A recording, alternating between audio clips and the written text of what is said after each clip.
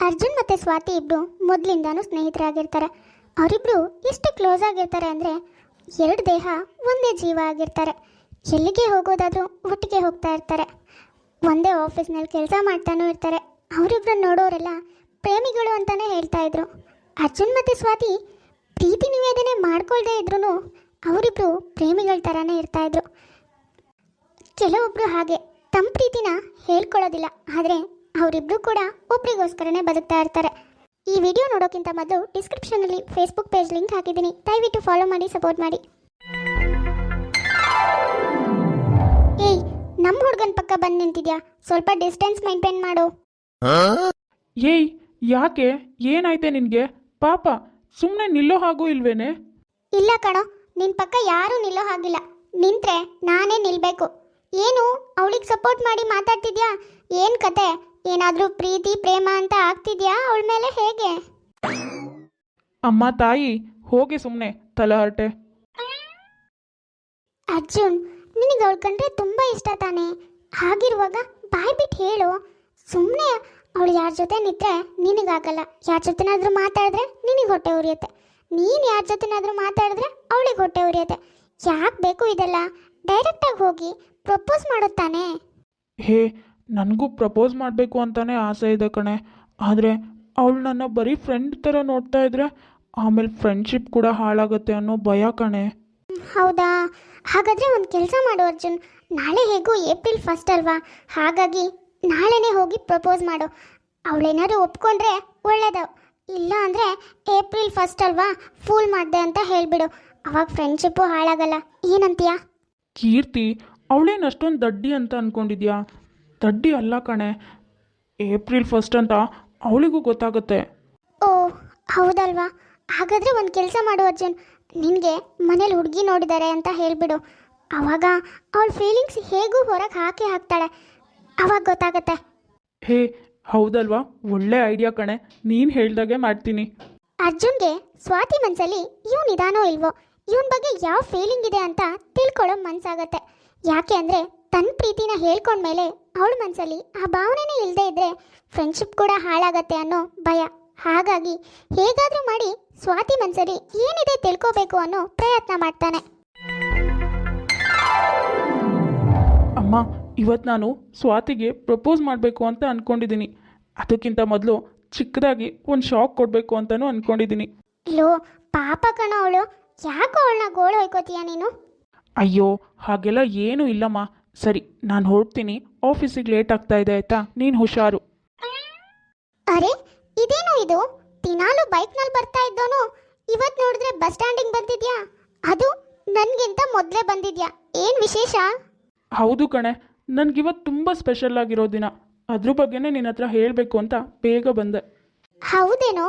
ಅದೇನು ಹೇಳು ಮಾರಯ್ಯ, ಅಂಥದ್ದೇನು ವಿಶೇಷ ಇವತ್ತು? ಅಯ್ಯೋ, ಇದೇನೇ ಇದು? ನನ್ನ ಕೇಳ್ತಾ ಇದೆಯಾ? ನನ್ನ ಮನಸ್ಸಲ್ಲಿ ಏನಿದೆ ಅನ್ನೋದು ನಿನಗೆ ಗೊತ್ತಾಗಲ್ವಾ ಹೇಳು? ಅಲ್ಲ ಕಣೆ, ಎಷ್ಟು ವರ್ಷದಿಂದ ನನ್ನ ಜೊತೆ ಇದೆಯಾ, ಆದರೂ ನನ್ನ ಮನಸ್ಸಲ್ಲಿ ಏನಿದೆ ಅನ್ನೋದು ನಿನಗೆ ಗೊತ್ತಿಲ್ವೇನೆ? ಲೋ ಕೋತಿ, ನನಗೆ ಹೇಗೋ ಗೊತ್ತಾಗತ್ತೆ ನಿನ್ನ ಮನಸ್ಸಲ್ಲಿರೋದು ಏನು ಅಂತ? ಜೊತೆಲಿದ್ದ ಮಾತ್ರಕ್ಕೆ ಮನಸ್ಸಲ್ಲಿರೋದೆಲ್ಲ ನಮಗೆ ಗೊತ್ತಾಗತ್ತಾ ಹೇಳು? ನಾನೇನು ಸೈಕಾಲಜಿ ಸ್ಟೂಡೆಂಟೇನೋ? ನೀನೊಳ್ಳೆ. ಅಯ್ಯೋ, ಟ್ರೈ ಮಾಡು ಮಾರಾಯ್ತಿ. ನನ್ನ ಮನಸ್ಸಲ್ಲಿ ಏನಿದೆ ಅಂತ ಹೇಳು. ಯಾವಾಗಲೂ ಸುಮ್ಮನೆ ಕೂತಿದ್ರೆ ಬಂದು ಹೇಳ್ತಾ ಇರ್ತೀಯಾ ನಿನ್ನ ಮನಸ್ಸಲ್ಲಿ ನನ್ನ ಬಗ್ಗೆನೇ ಯೋಚನೆ ಮಾಡ್ತಿದ್ಯಾ ತಾನೇ ಅಂತ. ಇವಾಗ ನಾನೇ ಕೇಳ್ತಿದ್ದೀನಲ್ಲ, ಇವಾಗ ನೀನು ಹೇಳು. ಅಬ್ಬಾ, ಏನು ನೀನು? ಸುಮ್ಮನೆ ನನ್ನ ತಲೆನಲ್ಲಿ ಹುಳ ಬಿಡಬೇಡ. ಅದೇನು ಅಂತ ಹೇಳು ಮಾರಯ್ಯ, ಪ್ಲೀಸ್ ಕಣೋ. ಸರಿ ಬಿಡು, ನಾನೇ ಹೇಳ್ತೀನಿ. ಅದು ಏನಿಲ್ಲ ಕಣೆ, ಅಮ್ಮ ನನಗೆ ಅಂತ ಹುಡುಗಿ ನೋಡಿದಾಳೆ. ವಾಟ್? ಏನು ಹೇಳ್ತಿದ್ಯಾ ನೀನು? ಹೌದು ಕಣೆ ಸ್ವಾತಿ, ಅಮ್ಮನೇ ಹುಡುಕಿರೋ ಹುಡುಗಿ. ತುಂಬ ಒಳ್ಳೆಯವಳಂತೆ, ನೋಡೋದಕ್ಕೂ ತುಂಬ ಚೆನ್ನಾಗಿದ್ದಾಳಂತೆ, ಸಂಸ್ಕಾರ ಇರೋ ಹುಡುಗಿ. ಎಲ್ಲದಕ್ಕಿಂತ ಅಮ್ಮಂಗೆ ತುಂಬ ಇಷ್ಟ ಆಗಿದ್ದಾಳೆ ಕಣೆ, ಅದಕ್ಕೆ.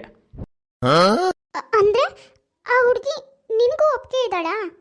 ಹಾಂ ಕಣೆ ಸ್ವಾತಿ, ಅಮ್ಮಂಗೆ ತುಂಬ ಅಂದರೆ ತುಂಬಾ ಇಷ್ಟ ಆಗಿದ್ದಾಳೆ, ಅದಕ್ಕೆ ನನಗೂ ಇಷ್ಟ ಆದ್ಲು ಕಣೆ.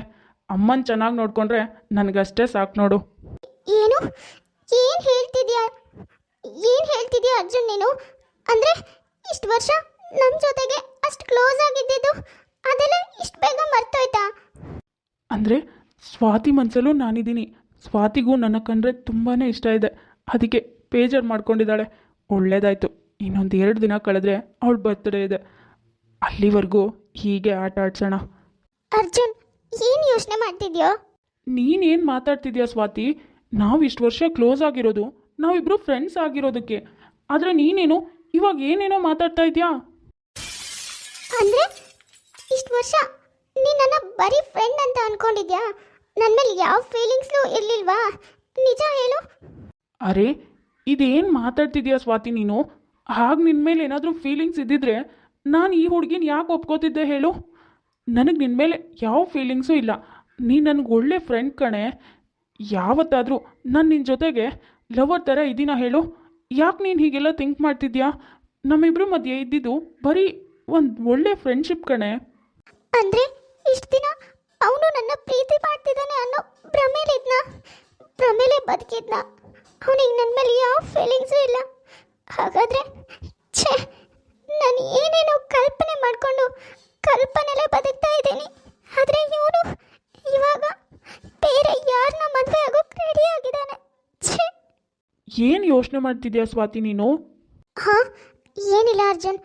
ಸರಿ, ಆಫೀಸಿಗೆ ಟೈಮ್ ಆಗ್ತಿದೆ, ನಾನು ಹೊರಡ್ತೀನಿ. ಹೇ ಸ್ವಾತಿ, ನಿಂತ್ಕೊಳ್ಳೆ, ಇನ್ನೂ ಟೈಮ್ ಇದೆ. ಸ್ವಾತಿ ಅರ್ಜುನ್ ಹೇಳ್ತಿರೋದೆಲ್ಲ ನಿಜ ಅನ್ಕೊಂಡು ತುಂಬ ಬೇಜಾರು ಮಾಡಿಕೊಂಡು ಅಲ್ಲಿಂದ ಹೊರಟೋಗ್ತಾಳೆ. ಆಫೀಸ್ನಲ್ಲಿ ಕೂಡ ಅರ್ಜುನ್ ಹೇಳಿರೋದನ್ನೇ ನೆನ್ಪು ಮಾಡಿಕೊಂಡು ತುಂಬ ಬೇಜಾರು ಮಾಡ್ಕೋತಾಳೆ. ಅರ್ಜುನ್ ಎಷ್ಟೇ ಮಾತಾಡ್ಸೋಕೆ ಪ್ರಯತ್ನ ಪಟ್ಟರು ಸ್ವಾತಿ ಒಂದು ಮಾತು ಆಡಲ್ಲ. ಲೋ ಅರ್ಜುನ್, ಅವಳಿಗೂ ನೀನು ಇಷ್ಟ ಇರುವಾಗ ಇರೋ ವಿಷಯ ಹೇಳೋದು ಬಿಟ್ಟು ಮತ್ತ್ಯಾಕೋ ಈ ಡ್ರಾಮಾನ ಕಂಟಿನ್ಯೂ ಮಾಡ್ತಿದ್ಯಾ? ಅಯ್ಯೋ, ಅದೇನಿಲ್ಲ ಕಣೆ ಕೀರ್ತಿ. ಹೇಗೂ ಇನ್ನು 2 ಡೇಸ್ಗೆ ಅವಳ ಬರ್ತ್ಡೇ ಇದೆ. ಅದಕ್ಕೆ ಅವಳಿಗೆ ಬರ್ಡೇ ದಿನ ಸರ್ಪ್ರೈಸ್ ಕೊಡೋಣ ಅಂತ ಈ ಡ್ರಾಮಾನ ಕಂಟಿನ್ಯೂ ಮಾಡಿದೆ. ಅದಕ್ಕೆ ಕೋಪ ಮಾಡ್ಕೊಂಡಿದ್ದಾಳೆ. ಅವಾಗಿಂದ ಎಷ್ಟೇ ಮಾತಾಡ್ಸೋಕ್ಕೆ ಪ್ರಯತ್ನ ಮಾಡಿದ್ರು ಮಾತೇ ಆಡ್ತಿಲ್ಲ ಕಣೆ. ಎಷ್ಟೇ ಮಾತಾಡ್ಸ್ಬೇಕಂತ ಅವಳ ಹತ್ರ ಹೋದ್ರೂ ಅವಳು ನಿಲ್ತಾನೆ ಇಲ್ಲ. ಊಟಕ್ಕೆ ಕೂಡ ಬಂದಿಲ್ಲ ಕಣೆ. ಓ ಹೌದಾ, ಸರಿ. ಅವಳು ಅವಾಗಲೇ ಮನೆಗೆ ಹೋದ್ಲು ಕಣೋ. ಏನೋ ಅವರಪ್ಪ ಫೋನ್ ಮಾಡಿ ಬರೋದಕ್ಕೆ ಹೇಳಿದ್ರಂತೆ. ಏನು? ಹೌದಾ? ನನಗೆ ಹೇಳ್ದೇನೆ ಹೋಗಿದ್ದಾಳೆ. ಸ್ವಾತಿಗೆ ಅರ್ಜುನ್ ಮೇಲೆ ತುಂಬಾ ಬೇಜಾರಾಗಿರುತ್ತೆ. ಹಾಗಾಗಿ ಅವಳಿಗೆ ಕೆಲಸ ಮಾಡೋದಕ್ಕೂ ಆಫೀಸ್ನಲ್ಲಿ ಮೂಡಿರಲ್ಲ. ಅದೇ ಕಾರಣಕ್ಕೇ ಅವಳು ಮನೆಗೆ ಹೋಗ್ತಾಳೆ. ಸ್ವಾತಿಗೆ ಮನೇಲಿ ಹುಡುಗನ್ ನೋಡಿರ್ತಾರೆ. ಹೆಣ್ಣೋಡೋ ಶಾಸ್ತ್ರಕ್ಕೋಸ್ಕರ ಗಂಡಿನ ಮನೆಯವರು ಬಂದಿರ್ತಾರೆ. ಮನೇಲಿ ಸಂಬಂಧ ಕೂಡ ಒಪ್ಪಿಗೆ ಆಗಿರುತ್ತೆ. ಹೇ ಕೀರ್ತಿ, ಸ್ವಾತಿ ಯಾಕೆ ಇನ್ನೂ ಆಫೀಸಿಗೆ ಬಂದೇ ಇಲ್ಲ? ಹಾಂ, ಹೇಳೋದೇ ಮರ್ತ್ಬಿಟ್ಟೆ ನೋಡು. ಏನೋ ಕಣೋ, 2 ಡೇಸ್ ಲೀವ್ ಹಾಕಿದ್ದಾಳೆ ಅವಳು. ಲೀವ್ ಹಾಕಿದಾಳ? ಯಾಕೆ ಹಾಕಿದಾಳೆ? ನನಗೂ ಒಂದು ಮಾತು ಹೇಳಿಲ್ಲಲ್ಲ. ಸರಿ, ನಾನೇ ಕಾಲ್ ಮಾಡಿ ವಿಚಾರಿಸ್ತೀನಿ ಏನಾಗಿದೆ ಅಂತ. ಹಲೋ, ಹಾಂ ಹೇಳು ಅರ್ಜುನ್. ಸ್ವಾತಿ, ಯಾಕೆ ಆಫೀಸಿಗೂ ಬಂದಿಲ್ಲ? 2 ಡೇಸ್ ಲೀವ್ ಬೇರೆ ಹಾಕಿದ್ಯಂತೆ, ಏನಾಯಿತು? ಏನೂ ಆಗಿಲ್ಲ ಕಣೋ. ಮನೇಲಿ ನನ್ನ ನೋಡೋಕೆ ಹುಡುಗನ ಮನೆಯವ್ರು ಬಂದಿದ್ರು. ಮದುವೆ ಫಿಕ್ಸ್ ಮಾಡಿದ್ದಾರೆ. ಏನು ಹೇಳ್ತಿದ್ಯಾ ಸ್ವಾತಿ ನೀನು? ಹೌದು ಕಣೋ ಅರ್ಜುನ್, ನಿನಗೂ ಹುಡುಗಿ ಫಿಕ್ಸ್ ಆಗಿದ್ದಾಳೆ, ನನಗೂ ಮದುವೆನೇ ಫಿಕ್ಸ್ ಆಗಿದೆ. ಎಂಥ ಕೋಇನ್ಸಿಡೆಂಟ್ ಅಲ್ವೇನೋ? ಇಲ್ಲ, ನಾನು ಫೂಲ್ ಮಾಡಿದೆ ಅಂತ ಇವಾಗ ಇವಳು ನನಗೆ ಕಾಗೆ ಹಾರಿಸ್ತಿದ್ದಾಳೆ ಹೇಗೆ? ಸುಮ್ಮನೆ ನನ್ನ ಹೊಟ್ಟೆ ಉರ್ಸೋದಕ್ಕೆ ಹೀಗೆಲ್ಲ ಹೇಳ್ತಿದ್ದಾಳೆ ಅನಿಸುತ್ತೆ. ಓ ಹೌದಾ ಸ್ವಾತಿ, ಕಂಗ್ರ್ಯಾಟ್ಸ್ ಕಣೆ. ಲೋ, ನಿನ್ಗೆ ಏನಾಗಿದೆಯೋ? ನಿನಗೆ ಅರ್ಥ ಆಗ್ತಿಲ್ವೇನೋ? ನನಗೆ ನಿನ್ನ ಬಿಟ್ಟು ಬದುಕೋದಕ್ಕೆ ಆಗಲ್ವೋ? ನೀನಂದ್ರೆ ನನಗೆ ತುಂಬ ಇಷ್ಟ ಕಣೋ. ನಾನು ನಿನ್ನ ಪ್ರೀತಿ ಮಾಡ್ತಿದ್ದೀನಿ. ನಿನ್ನ ಪ್ರೀತಿ ಮಾಡಿ ಬೇರೆ ಯಾರನ್ನೂ ಹೇಗೆ ಮದುವೆ ಆಗಲಿ ಹೇಳು? ಪ್ಲೀಸ್ ಕಣೋ ಅರ್ಜುನ್, ನನ್ನ ಮದುವೆ ಆಗು, ನನ್ನ ಕರ್ಕೊಂಡು ಹೋಗೋ ಇಲ್ಲಿಂದ. ಸಾರಿ ಸ್ವಾತಿ, ನನಗೆ ನನ್ನ ತಾಯಿನೇ ಮುಖ್ಯ ಕಣೆ. ಅವಳು ತೋರಿಸಿರೋ ಹುಡುಗಿನೇ ನಾನು ಮದುವೆ ಆಗೋದು. ನೀನು ನಿನ್ನ ತಂದೆ ತಾಯಿ ತೋರಿಸಿರೋ ಹುಡುಗನ್ನೇ ಮದುವೆ ಆಗು. ಸರಿ ಅರ್ಜುನ್, ಬಾಯ್, ನಾನು ಫೋನ್ ಇಡ್ತೀನಿ. ಸಾರಿ ಸ್ವಾತಿ, ನಾಳೆ ನಿನ್ನ ಬರ್ತ್ಡೇ. ನಿನ್ನ ಪ್ರೀತಿ ನಿನಗೆ ನಾಳೆನೇ ಸಿಗುತ್ತೆ. ಸಾರಿ ಕಣೆ, ನನ್ನಿಂದ ಬೇಜಾರಾಗ್ತಿದೆ ಅಲ್ವಾ? ಅರ್ಜುನ್ ತನ್ನ ಪ್ರೀತಿನ ಸ್ವಾತಿ ಬರ್ಡೇ ದಿನ ಹೇಳಬೇಕು ಅಂತ ತುಂಬ ಎಕ್ಸೈಟ್ಮೆಂಟಲ್ಲಿರ್ತಾನೆ. ಮಾರನೇ ದಿನ ಅರ್ಜುನ್ ತನ್ನ ತಾಯಿ ಆಶೀರ್ವಾದ ತಗೊಂಡು ಸ್ವಾತಿಗೆ ಪ್ರಪೋಸ್ ಮಾಡಬೇಕು ಅಂತ ಸ್ವಾತಿ ಮನೆಗೆ ಹೋಗ್ತಾನೆ. ಆದರೆ ಅಲ್ಲಿ ಸ್ವಾತಿ ತನ್ನ ಪ್ರೀತಿನ ಬಿಟ್ಟು ಬದುಕೋ ಶಕ್ತಿ ಇಲ್ಲದೇನೆ ಪ್ರಾಣ ಕಳ್ಕೊಂಡಿರ್ತಾಳೆ. ಸ್ವಾತಿ, ಯಾಕೆ ಹೀಗೆ ಮಾಡಿಕೊಂಡೆ? ಹುಚ್ಚಿ, ನಿನ್ನ ಬಿಟ್ಟು ನಾನು ಬೇರೆ ಯಾರನ್ನೇ ಇಷ್ಟಪಡ್ತೀನಿ. ಏಪ್ರಿಲ್ 1 ಅಂತ ಫೂಲ್ ಮಾಡೋದಕ್ಕೆ ಸುಳ್ಳು ಹೇಳ್ದೆ ಕಣೆ. ನಿನ್ನ ಬರ್ಡೇ ದಿನ ನಿನಗೆ ಸರ್ಪ್ರೈಸ್ ಕೊಡಬೇಕು ಅಂತ ಒಂದೇ ಒಂದು ಸುಳ್ಳು ಹೇಳಿದೆ. ಆದರೆ ನೀನು ನನಗೆ ಇಂಥ ಶಾಕ್ ಕೊಟ್ಬಿಟ್ಟಿಯಲ್ಲೇ. ನೀನಿಲ್ಲದೆ ಹೇಗೆ ನಾನು ಬದುಕಿರಲಿ ಸ್ವಾತಿ? ಯಾಕೆ ನನ್ನ ಬಿಟ್ಟೋದೆ? ನೀನು ಇಷ್ಟೊಂದು ಸೂಕ್ಷ್ಮ ಅಂತ ಗೊತ್ತಿದ್ದಿದ್ರೆ ನಾನು ನಿನ್ನ ಹತ್ರ ಏನು ಸುಳ್ಳೇ ಹೇಳ್ತಿರ್ಲಿಲ್ಲ ಕಣೆ. ಸ್ವಾತಿ, ನನ್ನ ಬಿಟ್ಟು ಹೋಗ್ಬೇಡ ಪ್ಲೀಸ್ ಕಣೆ. ನೀನಿಲ್ಲದೆ ನನಗೆ ಬದುಕೋದೆ ಆಗಲ್ಲ. ನಾನು ಹೇಗೆ ಬದುಕಿರಲಿ ಸ್ವಾತಿ? ಪ್ಲೀಸ್ ಕಣೆ, ನನ್ನ ಬಿಟ್ಟು ಹೋಗ್ಬೇಡ ಪ್ಲೀಸ್ ಸ್ವಾತಿ. ವಾಪಸ್ ಬಂದುಬಿಡು ಪ್ಲೀಸ್ ಸ್ವಾತಿ. ಅರ್ಜುನ್ ತನ್ನ ಪ್ರೀತಿನ ಹೇಳ್ಕೊಳ್ಳೋ ಅಷ್ಟರಲ್ಲಿ ತುಂಬಾ ಅಂದರೆ ತುಂಬಾ ಲೇಟ್ ಆಗಿರುತ್ತೆ. ಯಾರೇ ಆದರೂ ಕೂಡ ಪ್ರೀತಿನ ಹೇಳೋದ್ರಲ್ಲಿ ಸತಾಯಿಸ್ಬೇಡಿ. ನೀವು ಪ್ರೀತಿ ಮಾಡೋ ವ್ಯಕ್ತಿ ಮನಸ್ಸಿಗೆ ನೋವು ಮಾಡಿಕೊಂಡ್ರೆ ಅವ್ರ ನಿರ್ಧಾರಗಳು ಬದಲಾಗತ್ತೆ. ಒಂದು ಸಾರಿ ಹೋಗಿರೋ ಜೀವ ಮತ್ತೆ ವಾಪಸ್ ಯಾವತ್ತೂ ಬರೋದಿಲ್ಲ. ಸುಮಿತ್ರಾ ಅನ್ನೋರು ಕಮೆಂಟ್ ಮಾಡಿದರು ಹಾಯ್ ಹೇಳಿ ಅಂತ. ಹಾಯ್ ಸುಮಿತ್ರಾ, ಹೇಗಿದ್ದೀರಾ? ಹಾಗೆ ಬುಜ್ಜಿ ನಾಯಕ್ ಅನ್ನೋರು ಕಮೆಂಟ್ ಮಾಡಿದರು ಅವ್ರ ಮಗಳಿಗೆ ಹಾಯ್ ಹೇಳಿ ಅಂತ. ಹಾಯ್ ವೈಷ್ಣವಿ, ಹೇಗಿದ್ದೀರಾ? ಯೂಟ್ಯೂಬ್ನಲ್ಲಿ ಇಲ್ಲಿವರೆಗೂ ಸಪೋರ್ಟ್ ಮಾಡ್ಕೊಂಡು ಬಂದಿದ್ದೀರಾ. ಹಾಗೆ ಡಿಸ್ಕ್ರಿಪ್ಷನಲ್ಲಿ ಫೇಸ್ಬುಕ್ ಪೇಜ್ನ ಲಿಂಕ್ ಹಾಕಿದ್ದೀನಿ, ಅದರಲ್ಲೂ ಫಾಲೋ ಮಾಡಿ ಸಪೋರ್ಟ್ ಮಾಡಿ. ನೋಡಿದ್ರಲ್ಲ ವೀಕ್ಷಕರೇ, ಇವತ್ತಿನ ನಮ್ಮ ವಿಡಿಯೋ ಸ್ವಲ್ಪನಾದರೂ ಇಷ್ಟ ಆಗಿದ್ರೆ ಪ್ಲೀಸ್ ನಮ್ಮ ಚಾನಲ್ನ ಸಬ್ಸ್ಕ್ರೈಬ್ ಮಾಡ್ಕೊಳ್ಳಿ, ಲೈಕ್ ಮಾಡಿ, ಶೇರ್ ಮಾಡಿ, ಹಾಗೆ ಕಮೆಂಟ್ ಮಾಡಿ. ತುಂಬ ಜನ ಹಾಗೆ ವೀಡಿಯೋಸ್ ನೋಡ್ತಾ ಇದ್ದಾರೆ. ಯಾರ್ಯಾರು ಹಾಗೆ ವೀಡಿಯೋಸ್ ನೋಡ್ತಾ ಇದ್ರೆ ದಯವಿಟ್ಟು ಸಬ್ಸ್ಕ್ರೈಬ್ ಮಾಡ್ಕೊಳ್ಳಿ.